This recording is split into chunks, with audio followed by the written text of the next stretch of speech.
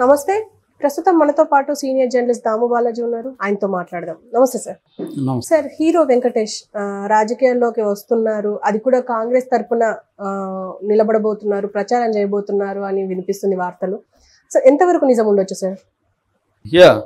వెంకటేష్ కాంగ్రెస్ తరఫున ప్రచారంలోకి వస్తున్నాడు అనేది అయితే బలంగా ఇప్పుడు వైరల్ అవుతుంది. అయితే దీనికి ఒక కారణం ఉంది. ఆయన కాంగ్రెస్ తరఫున వస్తున్నారు కానీ అది రాష్ట్ర వ్యాప్తంగా వస్తున్నారా లేదో తెలియదు, కానీ ఖచ్చితంగా ఒక క్యాండిడేట్ కోసం అయితే వస్తున్నారు. ఆ క్యాండిడేట్ ఎవరంటే ఆయన వియ్యంకుడు రామసహాయం రఘురామరెడ్డి ఆయన పేరు. ఆయన ఖమ్మం నుంచి ఎంపీగా కాంగ్రెస్ తరఫున పోటీ చేస్తున్నారు. సో ఆయన ఎవరంటే వెంకటేష్ పెద్ద కూతురు ఆశ్రితాను ఈ రఘురామరెడ్డి పెద్ద కొడుకు వినాయక్ రెడ్డికి ఇచ్చి పెళ్లి చేశారనమాట. సో ఇక్కడేమో వెంకటేష్ కమ్మ, ఇక్కడేమో రెడ్డి. సో వాళ్ళిద్దరూ పెళ్ళయింది. సో అందువల్ల ఈ ఆశ్రిత వినాయక్ రెడ్డి ఇద్దరు కూడా స్పెయిన్లో ఉంటారు. వాళ్ళకి ఇన్ఫినిటీ ప్లాటర్ అని ఒక బేకరీ చైన్ నడుపుతుంది అనమాట అమ్మాయి. సోషల్ మీడియాలో యాక్టివ్గా కొన్ని వంటల ప్రోగ్రాంలు అవి కూడా యూట్యూబ్ ఛానల్ వాటిలో కూడా పెడుతుంటారు అన్నమాట. సో వాళ్ళ హస్బెండ్ వాళ్ళ ఫాదరు ఈ రఘురామరెడ్డి, అంటే వెంకటేష్ వియ్యంకుడు అవుతారు. అయితే ఈ రఘురామరెడ్డికి ఇంకొక పొలిటికల్ కనెక్షన్ కూడా ఉంది. అదేంటంటే పొంగులేటి శ్రీనివాసరెడ్డి, రేవంత్ రెడ్డి క్యాబినెట్లో మినిస్టరు, ఆయనకు కూడా వియ్యంకుడు అనమాట. ఆయన కూతురు స్వప్ని రెడ్డిని ఈయన కొడుకు అర్జున్ రెడ్డికి ఇచ్చి పెళ్లి చేశారు. అంటే ఈ రఘురామరెడ్డికి ఇద్దరు పిల్లలు, వినాయక్ రెడ్డి, అర్జున్ రెడ్డికి ఏమో పొంగులేటి శ్రీనివాసరెడ్డి కూతురు స్వప్ని రెడ్డిని, ఇటు వినాయక్ రెడ్డికి ఏమో ఆశ్రిత వెంకటేష్ కూతురు. అట్లా వెంకటేషు ఆయనకు వియ్యంకుడు అవుతాడు, పొంగులేటి కూడా వియ్యంకుడు అవుతాడు. యాక్చువల్గా ఖమ్మం సీటును పొంగులేటి తన తమ్ముడు పొంగులేటి ప్రసాద్ రెడ్డికి ఇప్పించాలని సీరియస్గా ట్రై చేశారు, కానీ ప్రసాద్ రెడ్డికి ఇవ్వలేదు. అప్పట్లో దాంతో ఆయన పొంగులేటి ఏం చేశాడంటే చక్రం తిప్పి దీన్ని బయటికి వెళ్ళనీయకుండా తన వియ్యంకుడికే ఇప్పించుకున్నాడు. సో ఇది ఇప్పించడంలో పొంగులేటి హ్యాండ్ అయితే ఉంది. అయితే ఈ రఘురామరెడ్డికి బ్యాక్గ్రౌండ్లో రాజకీయాలు ఉన్నాయి. వాళ్ళ నాన్న సురేందర్ రెడ్డి మన ప్రధానమంత్రిగా పనిచేసిన పివి నరసింహారావుకి చాలా క్లోజు.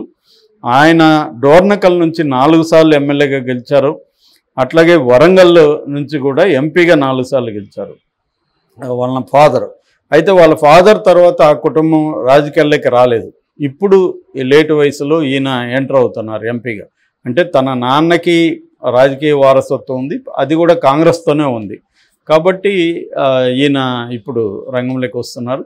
సో ఇప్పుడు వియ్యంకుడు కోసం వెంకటేష్ కూడా వెళ్ళి ప్రచారం చేయాల్సిన పరిస్థితి ఏర్పడింది. మనం చూసాం, అంతకుముందు అల్లు అర్జున్ కూడా ట్రై చేశాడు వాళ్ళ మామకి సీట్ అని, కానీ వాళ్ళ మామకి ఇవ్వలేదు. అట్లాగే ఇప్పుడు అక్కడ నిఖిల్ సిద్ధార్థ వాళ్ళ మామ కొండయ్య, ఆయన చీరాల నుంచి తెలుగుదేశం తరపున ఎమ్మెల్యేగా పోటీ చేస్తున్నాడు. నిన్నంతా కూడా వెళ్ళి ప్రచారం చేశాడు నిఖిల్ కూడా. అంటే వీళ్ళకి ఏంటంటే వీళ్ళకి ఏ రాజకీయ అభిప్రాయాలు ఉన్నాయో మనకు తెలియదు. వెంకటేష్కి మామూలుగా అయితే వెంకటేష్ ఫ్యామిలీ ఎప్పటి నుంచో తెలుగుదేశంతో ఉన్న ఫ్యామిలీ. ఆయన వెంకటేష్ వాళ్ళ నాన్న రామానాయుడు తెలుగుదేశం నుంచి ఎంపీగా కూడా బాపట్ల నుంచి గెలిచారు. సో ఉన్నారు, కానీ ఆ తర్వాత రామానాయుడు తర్వాత వీళ్ళు యాక్టివ్గా లేదు రాజకీయాల్లో. సో వాళ్ళకి ఎవరు అధికారంలో ఉన్నా వాళ్ళతో మంచిగా ఉండడం అనేది ఒక బిజినెస్ మెన్గా, ఒక సినిమా పర్సనాలిటీగా వాళ్ళకి అలవాటు. ఇక్కడ ఎవరు అధికారంలో ఉన్నా వాళ్ళతో మంచిగా ఉంటారు. అక్కడ కూడా జనరల్గా సినిమా ఇండస్ట్రీలో ఎక్కువ మంది ఒకప్పుడు కమ్మ బ్యాచ్ ఎక్కువ ఉండేవాళ్ళు, తర్వాత కాపులు కూడా బలపడ్డారు. రెడ్లేమో కొంత ప్రొడ్యూసర్లుగా అటువంటి బ్యాక్గ్రౌండ్లో ఉన్నారు. హీరోలు ఎక్కువగా ఇప్పటికి కూడా కమ్మ సెక్షన్ నుంచే ఉన్నారు. ఓవరాల్గా తీసుకున్నప్పుడు తెలుగు ఇండస్ట్రీలో ప్రధానమైన సెక్షను చంద్రబాబుతోనే ఉండేవాళ్ళు ఇంతకుముందు. జగన్తో ఎవరు లేరు. అంతకుముందు వైఎస్ఆర్తో కూడా పెద్దగా ఎవరు లేరు. ధర్మవరం సుబ్రహ్మణ్యం ఒకటే ఉండేవాడు. సిసి రెడ్డి అని వైఎస్ఆర్కి బంధువు అవుతాడు, అతను ప్రొడ్యూసరు, అతను మాత్రమే వీళ్ళిద్దరే ఉండేవాళ్ళు. పెద్దగా ఎవరు ఉండేవాళ్ళు కదా ఎప్పుడు కూడా. ఆ తర్వాత జగన్కి కూడా అంతే. జగన్ మనం చూసినప్పుడు రోజా అంటే ఆమె ప్రొఫెషనల్ ఆల్రెడీ తెలుగుదేశం నుంచి వెళ్ళింది. ఇక ఉండేది ఎవరు, పోసాని ఆలి ఇద్దరే ఉన్నారు జగన్ తరపున గట్టిగా మాట్లాడేవాళ్ళు. ఇంకెవరు కూడా జగన్ వైపు కూడా ఇక్కడ లేరు. కొంతవరకు తమ్మారెడ్డి భరద్వాజ గారు కొంత ప్రోగా ఈ మధ్య మాట్లాడుతున్నారు. సో ఓవరాల్గా తీసుకుంటే తెలుగు సినిమా ఇండస్ట్రీ తెలుగుదేశం వైపు ఉంటుంది. అయితే ఇక్కడ తెలంగాణలో అది కొంత పరిస్థితి వేరు. తెలంగాణలో తెలుగుదేశం లేదు కాబట్టి ఇక్కడ కొంతవరకు మన తారక రామారావు అంటే కేటీఆర్, ఈ కేటీఆర్ తెలుగు సినిమా ఇండస్ట్రీకి దగ్గరగా ఉన్నాడు. అట్లాగే ఇక్కడ కొంతమంది మినిస్టర్లు కూడా బీఆర్ఎస్లో సినిమా ఇండస్ట్రీకి దగ్గరగా ఉన్నాడు. కేటీఆర్ మీద అందుకనే రకరకాల పుకార్లు రావడానికి కూడా కారణం ఏంటంటే ఆయన సినిమా ఫంక్షన్లకు వెళ్ళడం, సినిమా వాళ్ళతో డిన్నర్లు చేయడం, ఇలాగా కొంత ఉన్నాడు. దాని మీద కూడా ఎవరో ఆ మధ్య ఐలయ్య అనుకుంటా, ఐలయ్య కూడా మాట్లాడుతూ కేటీఆర్ లాంటి వాళ్ళు ఆ ట్రాప్లోకి వెళ్ళారు, అది ఆ ట్రాప్లోకి వెళ్ళి ఉండకూడదు అని జగన్ని కంపేర్ చేసి, జగన్ చూడు సీరియస్గా జనంలోనే ఉంటున్నాడు, కేటీఆర్ అది ఫస్ట్ టర్మ్ ఉన్నాడు కానీ సెకండ్ టర్మ్కి వచ్చేసరికి ఇటు డీవియేషన్ అయింది, దానివల్ల చాలా నష్టం జరిగింది అనేది కూడా అనాలిసిస్ ఐలైల్ లాంటి వాళ్ళు చేస్తున్నారు అన్నమాట. సో ఈ కాంటెక్స్ట్లో కాంగ్రెస్ తరపున కూడా కొంతమంది సినిమా వాళ్ళు ఉన్నారు. వాళ్ళు ఇప్పుడు రంగంలోకి దిగే అవకాశం ఉంది. అంటే కాంగ్రెస్కి స్టార్ క్యాంపెయినర్లు అయితే ఎవరు ఇక్కడ లేరు. రేవంత్ రెడ్డి స్టార్ క్యాంపెయినరు కాంగ్రెస్ తరపున, అటు బీఆర్ఎస్కి కూడా స్టార్ క్యాంపెయినర్ అంటే కేసీఆర్ స్టార్ క్యాంపెయినర్. సో ఈ కాంటెక్స్లో వెంకటేష్ వియంకుడు ఖమ్మంలో పోటీ చేస్తున్నాడు. ఖమ్మంలో కొంత మనకు తెలుసు, ఖమ్మంలో కమ్మ సెక్షన్ కొంత బలంగానే ఉంటుంది. సో ఆ రకంగా వెంకటేష్ కూడా కమ్మ సామాజిక వర్గం కాబట్టి ఆయన వెళ్ళి పోటీ చేయడం, రెండోది సినిమా హీరో కాబట్టి ఆ రకమైన క్రేజ్ కూడా ఉండే అవకాశం ఉంది. అది ఎంతో కొంత పనిచేసే అవకాశం ఉందన్నమాట. ఆ రకంగా వెంకటేష్ వస్తున్నాడు తప్ప నాకు తెలిసి వెంకటేష్ ఎప్పుడు పబ్లిక్ లైఫ్లో కూడా ఆయన యాక్టివ్గా ఉండరు. సోషల్ మీడియాలో కానీ తను హైలీ ప్రైవేట్ పర్సన్. తనకు కొంత ఈ స్పిరిచువల్ బుక్స్ అవంటే బాగా ఇష్టం. నేను ఒక సినిమాకి పనిచేశాను ఆయనతో, అప్పుడు కూడా ఆయన ఈ స్పిరిచువల్ బుక్స్ గ్యాప్లో చదువుకునేవారు. ఎవరితోనో డిస్కస్ చేస్తే కూడా వాటి గురించి చేసేవాడు తప్ప వేరే ఇది ఆయనకు ఉండేది కాదనమాట. సో ఆయన కొంత ప్రైవేట్ పర్సన్ అని చెప్పచ్చు. పబ్లిక్గా ఆయన ఎక్కువగా ఇంటరాక్ట్ అవ్వడం కానీ అది ఉండదు. సో మరి ఇప్పుడు ఆయనకి అవసరం ఏర్పడింది, ఎందుకంటే వాళ్ళ కూతురు ఇన్వాల్వ్ అయింది కాబట్టి తప్పదు. సో నేను అనుకోవడం ఆ రకంగా ఖమ్మం వరకే ఆయన పరిమితం అవ్వచ్చు. కాంగ్రెస్కి కూడా చేయమని అడిగే అవకాశం ఉంది.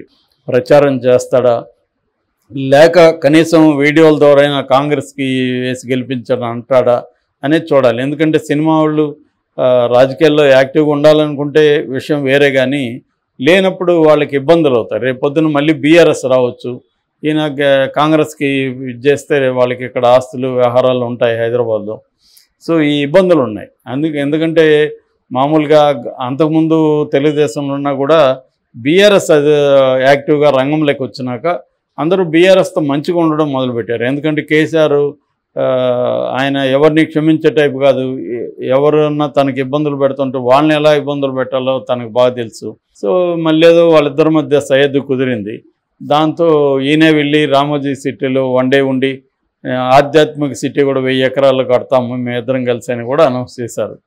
సో అట్లాగే నాగార్జున ఇలాంటి వాళ్ళని కూడా కొంత బిగినింగ్లో ఇబ్బందులు పెట్టారు, తర్వాత కాంప్రమైజ్ అయిపోయారు. మామూలుగా ఏంటంటే ఒక స్మాల్ టౌన్కి ఎస్ఐ వస్తే స్ట్రిక్ట్గా ఉంటాడు 4 రోజులు, ఎందుకంటే అందరూ వచ్చి నన్ను గమనించుకోండి అని చెప్పడం అనమాట.